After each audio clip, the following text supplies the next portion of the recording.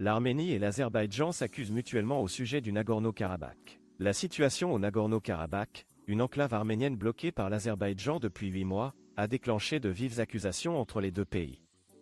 Lors d'une réunion d'urgence du Conseil de sécurité des Nations Unies, l'Arménie a soulevé des inquiétudes concernant une grave pénurie de nourriture, de médicaments et de carburant dans la région, où la majorité des 120 000 habitants sont arméniens. Le seul corridor terrestre entre l'Arménie et l'enclave, connu sous le nom de corridor de Lachin, est bloqué depuis décembre. Initialement, les manifestants environnementaux azéris étaient tenus responsables du blocus, mais plus tard, les autorités azerbaïdjanaises ont justifié leur décision en invoquant des raisons de sécurité. Lors de la réunion, le ministre des Affaires étrangères arménien a souligné la situation désastreuse au Nagorno-Karabakh, avec des milliers de personnes au chômage et des résidents contraints d'attendre de longues files d'attente pour acheter de la nourriture. De plus, il a accusé l'Azerbaïdjan d'avoir coupé l'alimentation électrique par le seul câble haute tension reliant l'Arménie et le Nagorno-Karabakh depuis le 9 janvier. Pour étayer ces affirmations, le ministre s'est référé à un rapport de l'ancien procureur en chef de la Cour pénale internationale, Luis Moreno Ocampo, qui suggère qu'il existe une base raisonnable permettant de croire qu'un génocide est en cours.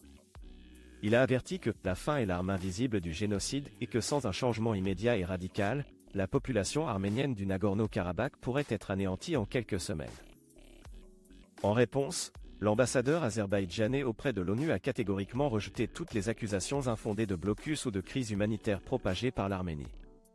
Il a soutenu que l'Azerbaïdjan avait établi un poste frontière au corridor de Lachin pour empêcher l'Arménie d'utiliser cette route pour des activités militaires illégales et autres, y compris la rotation des 10 000 soldats arméniens qu'il prétend être stationnés illégalement au Nagorno-Karabakh.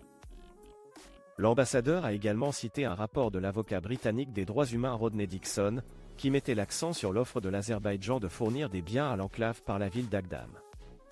Les deux parties se sont mutuellement accusées de l'échec des efforts diplomatiques visant à rouvrir le corridor de Lachin. Alors que la plupart des membres du Conseil de sécurité ont appelé l'Azerbaïdjan à rouvrir immédiatement le corridor, les 15 nations ont exhorté les deux pays à trouver une solution diplomatique au conflit.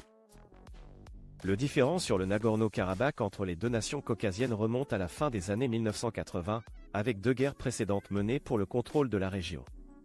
La guerre la plus récente en 2020 s'est terminée par la défaite des forces arméniennes et des gains territoriaux importants pour l'Azerbaïdjan.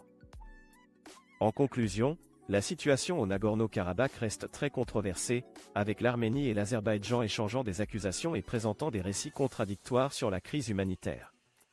La communauté internationale, représentée par le Conseil de sécurité des Nations Unies, a exprimé ses préoccupations et a appelé à une résolution diplomatique et à la réouverture immédiate du corridor de Lachin.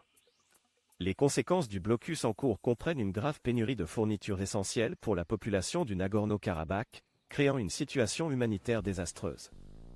Il est crucial pour l'Arménie et l'Azerbaïdjan de s'engager dans des négociations significatives pour aborder les causes profondes du conflit et prévenir davantage de souffrances pour la population touchée. Nous invitons nos spectateurs à partager leurs opinions sur cette question complexe dans les commentaires ci-dessous. N'oubliez pas de vous abonner à notre chaîne YouTube et de partager cette vidéo sur les réseaux sociaux pour sensibiliser à cette situation critique.